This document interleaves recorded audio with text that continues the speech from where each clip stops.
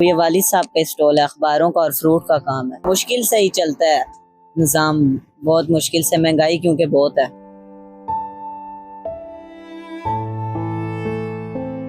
साथ साथ पढ़ रहा भी हूँ और साथ साथ अब्बू का हाथ भी बिठा रहा हूँ। अखबार के ऊपर रेट लिखा होता है, वो उसी रेट पे प्राइस पे देते हैं हम।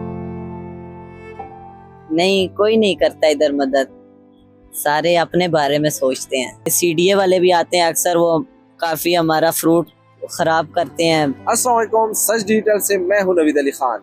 जी नाज़रीन, हम मौजूद है सुपरमार्केट इस्लामाबाद में। हमारे साथ मौजूद है हमारे छोटे भाई साथ।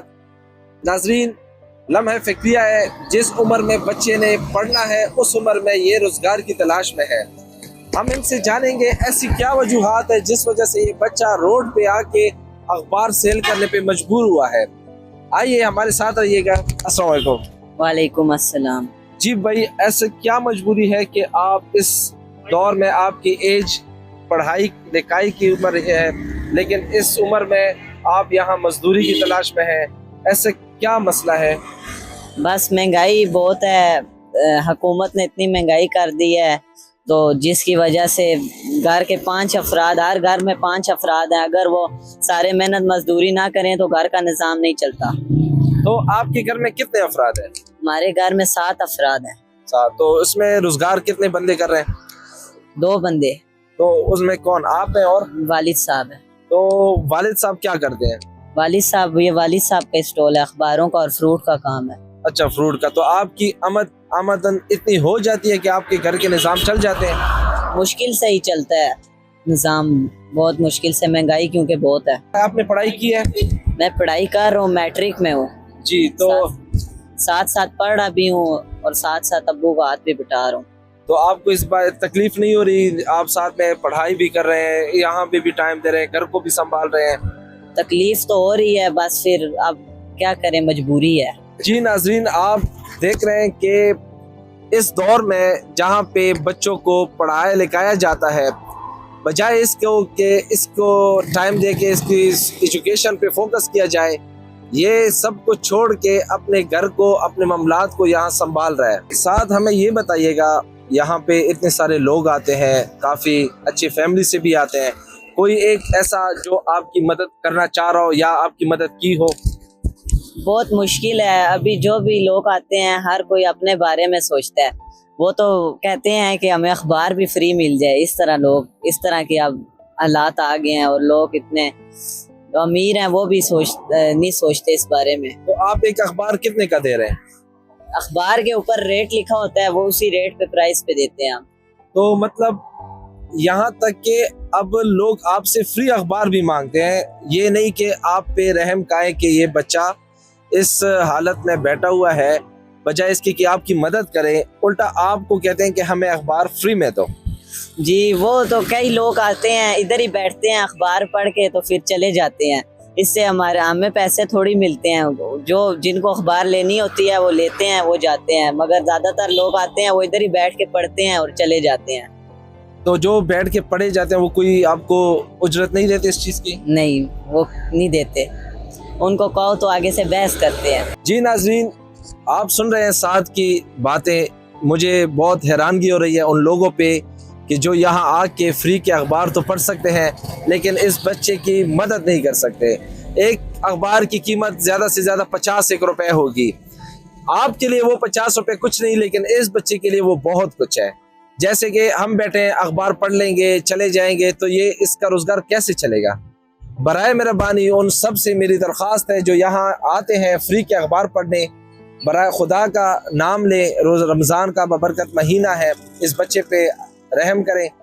जो इसकी उजरत होती है मेहरबानी करके वो तो एटलीस्ट दिया करें। अगर आप उनकी मेहनत का सिला नहीं दे सकते, लेकिन जो आप उससे नुकसान दे रहे हैं एटलीस्ट वो भी ना दें।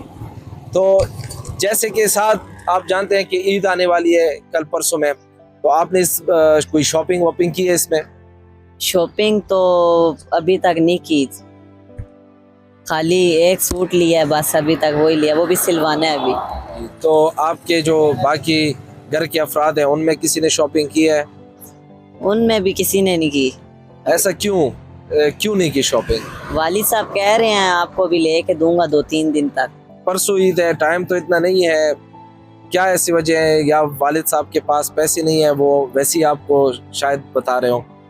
वालिद साहब ने कहा तो उनकी बात सुनी है हमने, वो कह रहे हैं तो फिर वो दिलवा देंगे, कहीं ना कहीं से वो दिलवा ही देते हैं हर दफ़ा। यहाँ पे तो मतलब काफ़ी बड़े लोग आते हैं, हुकूमती इदारे के लोग भी आते हैं, प्राइवेट लोग भी आते हैं, बड़ी बड़ी गाड़ियों में आते हैं, क्या उनमें से कोई आपकी मदद नहीं कर रहे?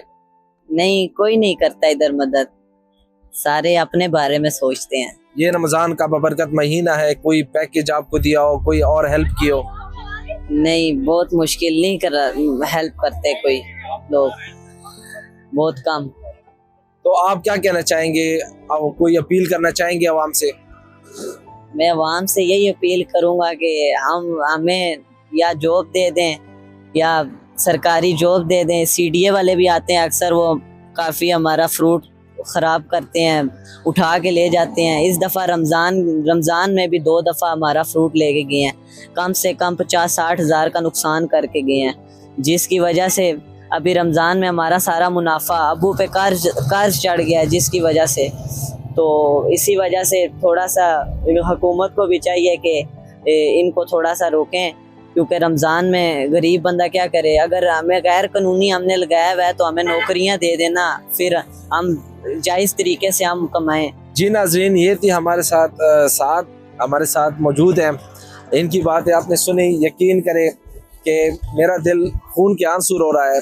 जहाँ पे महंगाई ज़ोरों शोर से फैल रही है, वहाँ पे आवाम को कोई रिलीफ नहीं मिल रही। नई हुकूमत से काफ़ी ज़्यादा तवक्कुआतें आवाम को, जो कि आप देख रहे हैं, फेल होती जा रही है। जैसे कि इसने कहा कि हुकूमत बजाय कि हमारी मदद करे, उल्टा हमारा नुकसान कर रही है। यहाँ पे बहुत सारे ऐसे लोग आते हैं, बड़ी बड़ी गाड़ियों में आते हैं, इस बच्चे को कोई नोटिस नहीं कर रहा। हमें अपील है अपनी हुकूमत से कि बराए मेहरबानी ऐसे बच्चों पे फोकस किया करें जो तालीम पूरी कर सके, आगे उनकी फ्यूचर हो।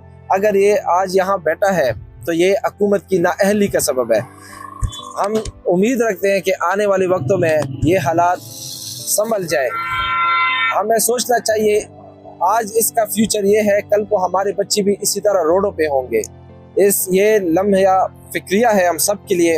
हमें एक साथ होना चाहिए ताकि जो भी मसले मसाइल है, अगर हुकूमत से नहीं भी हो रहे, हमें वो हल करने चाहिए। हमारे साथ रहिएगा एक नए चेहरे के साथ, एक नए प्रोग्राम के साथ। अभी हमें इजाज़त दीजिएगा। अल्लाह हाफिज़।